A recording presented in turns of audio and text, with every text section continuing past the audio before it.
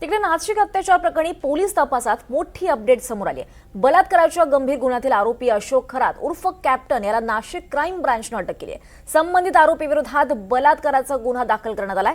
दरम्यान या प्रकरणाचा पुढचा तपास सध्या सुरू आहे। या तपासादरम्यान पोलिसांनी तब्बल 58 व्हिडिओ जप्त केल्याची माहिती समोर आली आहे। या व्हिडिओमध्ये काही नामांकित महिला आणि सेलिब्रिटी संबंधित असल्याची माहिती सूत्रांनी दिली आहे। पोलिसांकडून जप्त करण्यात आलेल्या या व्हिडिओची सखोल तपासणी सध्या सुरू आहे आणि यामधून आणखी धक्कादायक बाबी समोर येण्याची शक्यता व्यक्त केली जाते आहे।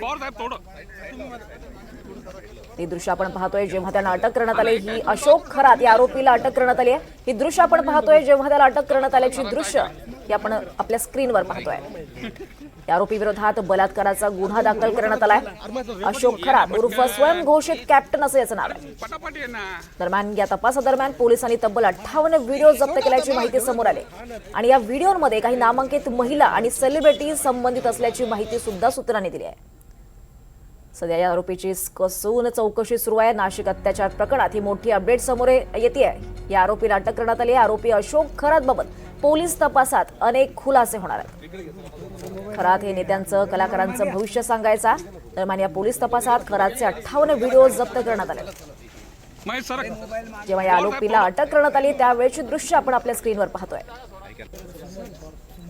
दरम्यान या चौकशीमध्ये आणखी काही धक्कादायक बाबी सुद्धा समोर येण्याची शक्यता व्यक्त केली जाते आहे आणि या गुन्ह्याचा तपास सध्या नाशिक क्राईम ब्रांच करत आहे। नाशिक अत्याचार प्रकरणात ही मोठी अपडेट आहे।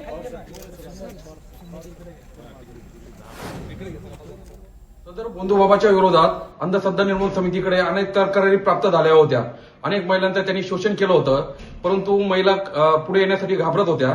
त्यामुळे आतापर्यंत काही आम्ही त्याच्या विरोधात तक्रार करू शकलो नाही। परंतु मुख्यमंत्री जेव्हा त्या ठिकाणी भविष्य पाहण्यासाठी गेले होते तेव्हाही त्यांनी आम्ही विरोध केला होता। या निमित्ताने या बंधूचा खरा चेहरा समाजासमोर आलेला आहे। त्यामुळे लोकांनी अशा गोष्टीवर याच्यावर विश्वास ठेवू नये व अंधश्रद्धेला बळी पडू नये अशी विनंती महाराष्ट्र अंधश्रद्धा निर्मूलन समिती करत आहे।